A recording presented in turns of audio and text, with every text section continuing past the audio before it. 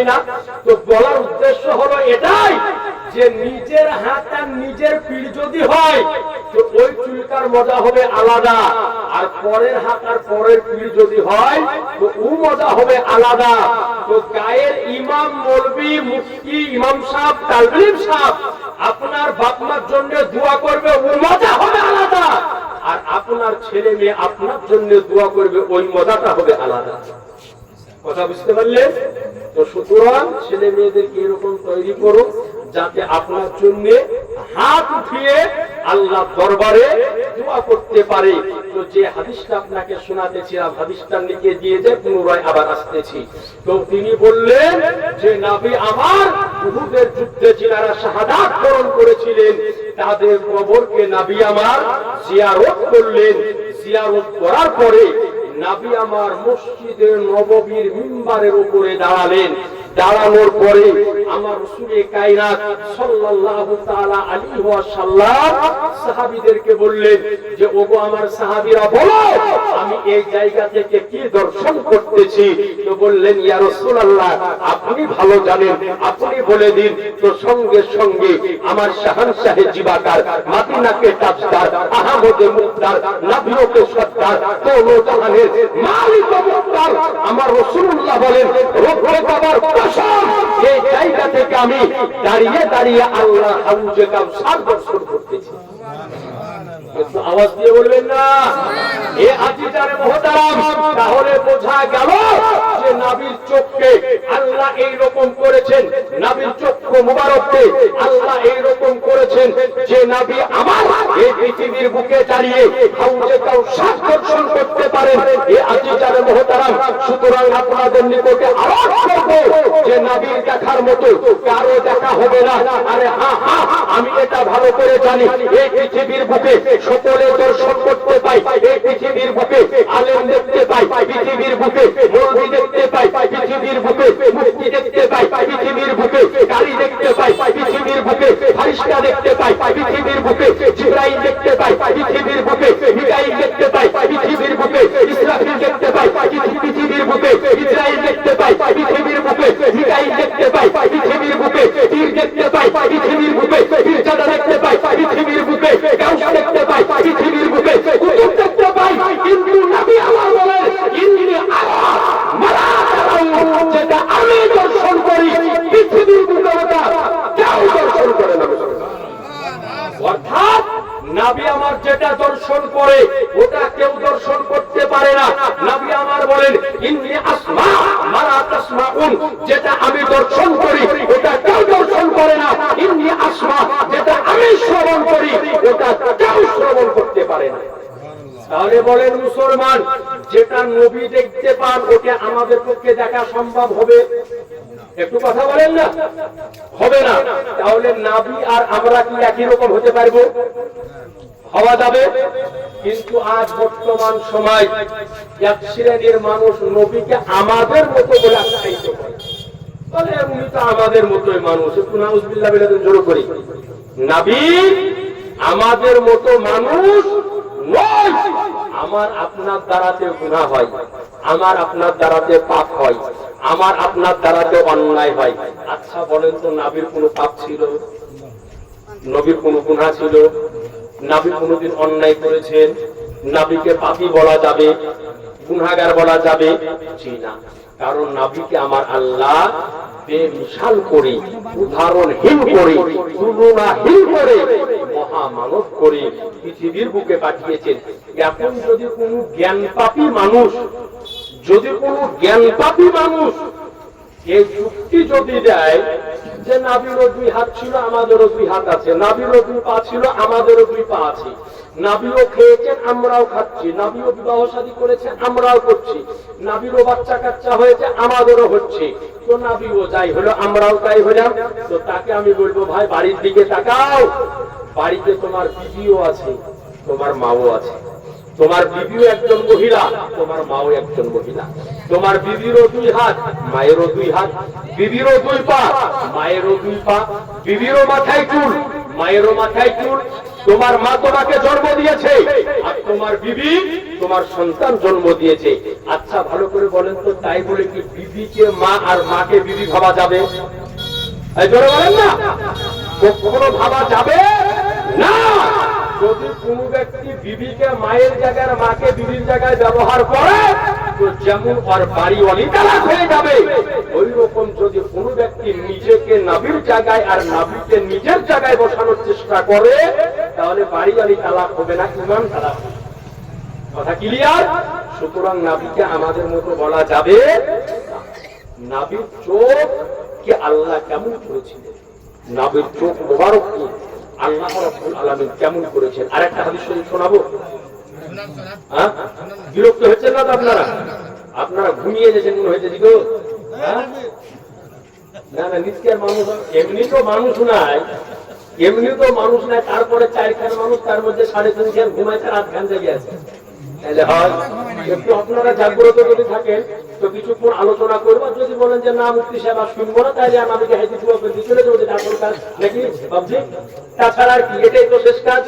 তো আজকে জানে মহতারাম ব্রাদার ইসলাম, হ্যাঁ আচ্ছা আজকে কোন বিশেষ কাজ আছে? আচ্ছা 12টা ভোট চালাইতে হবে। আপনি তো পালিয়ে গেলেন, 12টা ভোট কাকে নিয়ে চালাবো? হ্যাঁ, মেয়ে ছেলেগুলো আছে, ওরাও চিন্তা করছে যে পুকুর শেষ করবে, আমরাও চলে যাবো। তো যাই হোক, ইনশাআল্লাহ তাআলা যে নবীর আমার চোখকে আল্লাহ কেমন করেছিল, আরেকটা আপনাকে হাদিস শরীফ শোনাবো। তার পূর্বে একেবারে জোরে একবার দরুদ পড়েন তো, আল্লাহুম্মা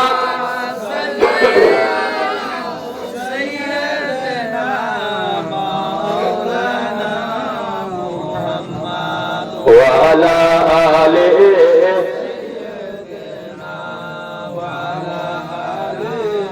সাইয়্যিদিনা সাল্লাল্লাহু তাআলা আলাইহি ওয়াসাল্লাম। আচ্ছা বলেন তো, নবী আমার এই পৃথিবীর বুকে কতদিন বা হায়াতে ছিলেন দুনিয়ার বুকে? হুজুররা তো জানে, আপনারা বলেন 63 বছর। আচ্ছা, এই 63 বছরের জিন্দেগি নবী আমার এই দুনিয়াতে পার করেছেন। 10 বছর পার করেছেন মদিনা শরীফে, আর 53 বছর পার করেছেন মক্কা শরীফে। তো নবী আমার যতগুলি যুদ্ধ করেছেন, কোন যুদ্ধ কিন্তু মক্কা শরীফে হয়নি, সমস্ত যুদ্ধগুলি হয়েছে মদিনা শরীফে এই 10 বছরের জিন্দেগিতে। আচ্ছা ভালো করে বলেন, এই 10 বছরের জিন্দেগিতে নবী আমার কতগুলি যুদ্ধ করেছেন আপনাদের জানা আছে? হুজুররা বাদ দিয়ে আপনাদের জানা আছে? জানা নাই? নবী আমার কতগুলি যুদ্ধ করেছেন জানা আছে কারো? জানা নাই? আমি বলে দিব, ইনশাআল্লাহ বলে দিচ্ছি যে নবী আমার এই 10 বছরের জিন্দেগিতে নবী আমার কতগুলি যুদ্ধ করেছেন। মদিনা শরীফে যে 10 বছর নবী আমার কাটালেন, এই 10 বছরের জিন্দেগিতে নবী আমার বড় বড় যুদ্ধ করেছেন 19টি। কয়টি বললাম? জোরে বলতে হবে, 19টি। আর ছোট আর বড় মিলিয়ে টোটাল নবী আমার যুদ্ধ করেছেন 66টি। একটু জোরে বলেন সুবহানাল্লাহ। কটা বললাম? 66টি যুদ্ধ নবী আমার মদিনা শরীফে করেছেন। এই 66টি যুদ্ধের মধ্যে দ্বিতীয় হিজরিতে রমজান মাসের 17 তারিখে মদিনা শরীফ থেকে কমবেশ 80 মাইল দূরে নবী আমার একটা মর্মান্তিক ঐতিহাসিক বিদায় বিদারক স্মরণীয় একটি যুদ্ধ করেছিলেন। তার নাম ছিল বদরের যুদ্ধ। নাম শুনেছেন আপনারা? বদরের যুদ্ধ, জঙ্গে বদর। এই বদরের যুদ্ধ সংগঠিত হয়েছিল মুসলমানের সঙ্গে কাফিরদের। মুসলমানের সংখ্যা ছিল মাত্র 313 জন, আর কাফেরের সংখ্যা ছিল 1000-এর ঊর্ধ্বে। সবেমাত্র নবী আমার মক্কা থেকে মদিনাতে হিজরত করেছেন। নবীর নিকটে সশস্ত্র বাহিনী ছিল না, মাত্র 313 জন বীর 1000 কাফেরের মোকাবিলা করেছিলেন। এরপরে এই বদরের প্রান্তরে নবীর 313 জন সাহাবীয়ে রাসূল 1000 কাফেরের সিনাকে চিরে দিয়ে ইসলামের সর্বপ্রথম যুদ্ধ বদরের যুদ্ধে তিনারা জয়লাভ এনেছিলেন মুসলমান। এ আজি যারা মহতারাম, আজ আপনার নিকটে আরোপ করি যে আজ আমরা মুসলমান, এই ভারতবর্ষের বুকে কিছু মানুষ আমাদেরকে ভয় দেখায় যে এরা হলো জনসংখ্যাতে কম, এক হুমলাতে এদেরকে হাঁকিয়ে দেওয়া হবে। কিন্তু আমাদের 1400 বছরের ইতিহাস তারা এখনো পড়েনি যে আজকে আপনি সোশ্যাল মিডিয়া আলগা করেন, একই খবরে আজকে সোশ্যাল মিডিয়া গরম যে ইসলামকে পৃথিবীর বুক থেকে মিটিয়ে দিতে হবে, ইসলামকে দুনিয়ার বুক থেকে মিটিয়ে দিতে হবে। আজ তাদের নিকটে জানিয়ে রাখি যে ইসলামকে যে মিটিয়ে দিতে হবে এটা শুধু আজকের খবর নয়, বরং 1400 বছর থেকে এই ইসলামকে মিটানোর চেষ্টা চালিয়ে আসতেছে। কিন্তু জেনে রাখতে হবে যে নবী আমার যতগুলি যুদ্ধ করেছেন, জঙ্গে বদর, জঙ্গে উহুদ, জঙ্গে হুনাইন, জঙ্গে খাইবার, জঙ্গে তাবুক, জঙ্গে মুতা, যতগুলি যুদ্ধ সংগঠিত হয়েছে, রব্বে কাবার কসম, কোন যুদ্ধে নবীর সাহাবী কিন্তু সংখ্যাতে বেশি ছিল না। প্রত্যেকটা যুদ্ধে সাহাবায়ে কিরামদের সংখ্যা ছিল কম আর কাফেরদের পাল্লা ছিল ভারী। এরপরে সাহাবায়ে কিরামগণ যুদ্ধের ময়দানে অবতরণ করেছেন। রব্বে কাবার কসম, নারায়ে তাকবীরের ধ্বনিতে কাফেরগণ যুদ্ধের ময়দান ছেড়ে পলায়ন করেছেন। এ আজিজান মুহতারাম, আজ আপনি উঠিয়ে দেখুন বদরের প্রান্তরে নবীর 313 জন সাহাবী 1000 কাফেরের সিনাকে কাঁপিয়ে দিয়েছে। উহুদের প্রান্তরে নবীর 700 জন সাহাবী 3000 কাফেরের সিনা কাঁপিয়ে দিয়েছে। মুতার প্রান্তরে নবীর 3000 সাহাবী 1 লক্ষ কাফেরের সিনা কাঁপিয়ে দিয়েছে। তাবুকের প্রান্তরে 30000 সাহাবী 2 লক্ষ কাফেরকে চুর চুর করে দিয়েছে। আরে সব চাইতে ইসলামের পয়লা ভোরে 61 হিজরিতে ইরাকের কারবালার প্রান্তরে ইমাম হুসাইন রাদিয়াল্লাহু আনহু হযরত আলী আকবর 22000 ইয়াজিদ বাহিনীর কাতারকে উলাট পালাট করে দিয়েছিলেন।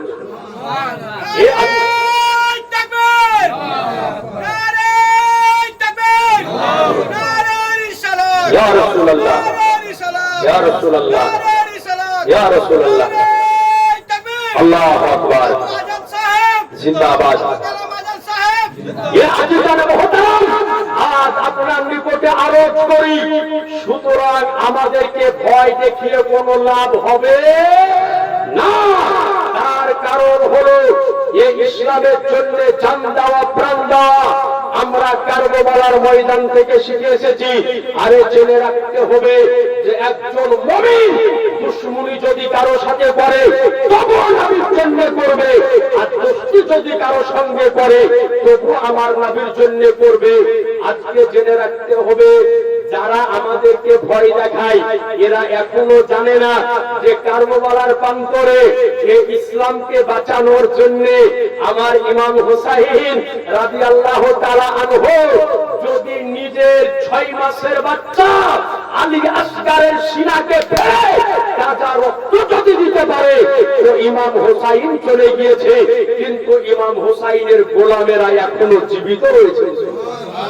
এ আজিজানে মুহতারাম, আজ মা বোনদের নিকটে আরজ করি, তারিকুল খোলাফার মধ্যে একটা প্রসিদ্ধ ঘটনা পাওয়া যায়। যেই দিন নবী আমার তাবুকের যুদ্ধের এলান করলেন, সাহাবী রাসূলগণ তলোয়ার হাতিয়ার পাতি একত্রিত করতেছেন তাবুকের প্রান্তর যাবে যুদ্ধের ময়দান। কোথায় তাবুকের প্রান্তর? মদিনা শরীফ থেকে কমবে 750 কিলোমিটারের পথ, যেটাকে বলা হয় ইরাকের বর্ডার। সেই জায়গাতে যাবেন। আজিজানে মুহতারাম, সাহাবায়ে কেরাম হাতিয়ার পাতি একত্রিত করতেছেন। মহিলারা নিজের কানের দুল, নাকের ফুল পর্যন্ত নবীর দরবারে খুলে খুলে দিতেছেন। ইহীন অবস্থায় একজন মহিলা তার একটা 6 মাসের বাচ্চাকে কোলে করে নিয়ে আমার নবীর দরবারে হাজির হয়ে গিয়েছে।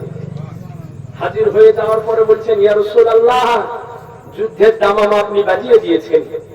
সাহাবায়ে কেরামগণ জান ভরে প্রাণ ভরে দান করতেছে।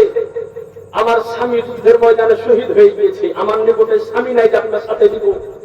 আমার বড় ছেলে শহীদ হয়ে গিয়েছে, নাই যে আপনার সাথে দিব। ইয়া রাসূলুল্লাহ আমার জান প্রাণ কিছুই মানতেছে না, তো এই যে আমার 6 মাসের বাচ্চাটা আছে এটাকে আপনি যুদ্ধের ময়দানে নিয়ে যান। জোরে বলেন না, বলে এটাকে যুদ্ধের ময়দানে নিয়ে যান। নবী আমার বললেন যে মা, এই 6 মাসের বাচ্চা যে যুদ্ধের ময়দানে যাওয়ার পরে তলোয়ার চালাতে পারবে না, নেজা চালাতে পারবে না, ঘোড়া চালাতে পারবে না, এই 6 মাসের বাচ্চাকে নিয়ে গিয়ে কি করব? ওই মহিলার নবীর প্রতি ইশক মোহব্বত ভালোবাসা দেখুন। বলতেছেন ইয়া রাসূলুল্লাহ, আমি ভালো করে জানি যে আমার এই 6 মাসের বাচ্চা যুদ্ধের ময়দানে তলোয়ার উঠাতে পারবে না, তীর চালাতে পারবে না, ভালা চালাতে পারবে না, ঘোড়ার লাগাম ধরতে পারবে না, কিন্তু আমার মন প্রাণ দিল কিছুই মানতেছে না। ইয়া রাসূলুল্লাহ, আপনাকে বলতেছি আমার বাচ্চাটাকে নিয়ে যান তাবুকের যুদ্ধের ময়দানে। বেদিন ও বেঈমানেরা যখন আপনার সাহাবীদের উপরে তলোয়ার এবং ভালা যখন চালাবে, আমার এই 6 মাসের বাচ্চাটাকে ঢাল হিসাবে আপনি আগে বাড়িয়ে দিবেন। একটু জোরে বলবেন না? ইয়া রাসূলুল্লাহ, আমার এই 6 মাসের বাচ্চাটিকে আপনি আগে বাড়িয়ে দিবেন। আমার এই 6 মাসের বাচ্চার উপরে তলোয়ারের আঘাত পড়বে, তীরের আঘাত পড়বে, ভালা লাগবে, বলবান লাগবে, আমার এই বাচ্চা তাবুকের প্রান্তরে কেটে টুকরো টুকরো হয়ে যাবে, যুদ্ধের ময়দান রক্তে রঞ্জিত হবে। আর কিয়ামত পর্যন্ত সমস্ত মানুষ কে দাবার মধ্যে বলবে, আরে নবীর মহব্বতে একজন মহিলা জানতো জানহান তোমার জানতো প্রাণ নিজের 6 মাসের বাচ্চাকে কুরবান করে দিয়েছে। তাহলে বলেন ওই মুসলমানদেরকে ভয় দেখিয়ে কোনো লাভ হবে না। আমরা এটাই বলি, এই পৃথিবীর বুকে জন্ম হয়েছে একবার, মৃত্যু হবে একবার। আমরা মুসলমান, আমরা মৃত্যুকে দেখে ভয় পাই না। আমরা এটাই বলি, এই পৃথিবীর বুকে 1000 বছর আজকে বিড়ালের মতো লেজ গুটিয়ে বাঁচতে চাই না, 1 ঘন্টা বাঁচতে চাই, ওটা বিড়ালের মতো লেজ গুটিয়ে নাই, সিংহের মতো গর্জন দিয়ে বাঁচতে চাই। কারণ আমরা কোন ঘরানার মানুষ, আমরা কাদের উত্তরসূরি আজকে ভালো করে শ্রবণ করুন। নবী আমার 7ম হিজরিতে একটা যুদ্ধ করেছে, বিরক্ত হচ্ছেন না তো আপনারা? 7ম হিজরিতে নবী আমার একটা যুদ্ধ করেছিলেন, যুদ্ধটার নাম হচ্ছে জঙ্গে খাইবার, খাইবারের যুদ্ধ। এই যুদ্ধ হয়েছিল ইহুদিদের সাথে। আজ এই যে ফিলিস্তিনে যুদ্ধ চলতেছে ইসরায়েলের সঙ্গে, মসজিদ আকসাকে কেন্দ্র করে, পেপার পত্রিকাতে দেখছেন না আপনারা? দেখতেছেন, মোবাইলের মাধ্যমে দেখতেছেন যে ফিলিস্তিনবাসীদেরকে আজকে নির্মম ভাবে দিনের পর দিন হত্যা করতেছে ইসরায়েল বাহিনী। এই ইসরায়েল হচ্ছে সম্পূর্ণ ইহুদি। মুসলমানদের সবচাইতে বড় শত্রু হচ্ছে ইহুদি জাতি। জি, সবচাইতে বড় শত্রু এরা হলো ইহুদি জাতি। এই ইহুদি জাতির সাথে যুদ্ধ চলতেছে ফিলিস্তিনের বুকে, মসজিদে আকসাকে কেন্দ্র করে। কিন্তু জেনে রাখতে হবে যে ফিলিস্তিনবাসীদের ঈমানের জোর কিন্তু আছে। ওরা নিজের সন্তানের মৃত্যু দেহকে কাঁধে নেওয়ার পর ইসরায়েলি বাহিনীর সঙ্গে মোকাবিলা করতেছে মুসলমান। এ আজিজার মহতারাম, আমরা পেপার পত্রিকাতে দেখি, সংবাদ মাধ্যমে শুনতে পাই, ফিলিস্তিনের মেয়েরা যখন সাবালিকা যখন হয়, তো নিজের বাপকে যাওয়ার পরে বলে, আব্বা আমাদের তাড়াতাড়ি বিয়ে দিয়ে দাও। বলে কেন মা? বলে কারণ হলো এটাই যে আমাদের যত তাড়াতাড়ি বিবাহ দিবে তত তাড়াতাড়ি আমরা পেটে সন্তান ধারণ করতে পারবো, আর আমাদের এই সন্তানকে এক একটা যোদ্ধা তৈরি করব। এই মসজিদ আকসার জন্য আজকে এই বাতিল ইসরায়েলিদের সাথে যুদ্ধ করতে করতে তারা শাহাদাত বরণ করবে, আর আমরা শহীদের মায়ে পরিণত হব। একটু জোর করে বলেন না?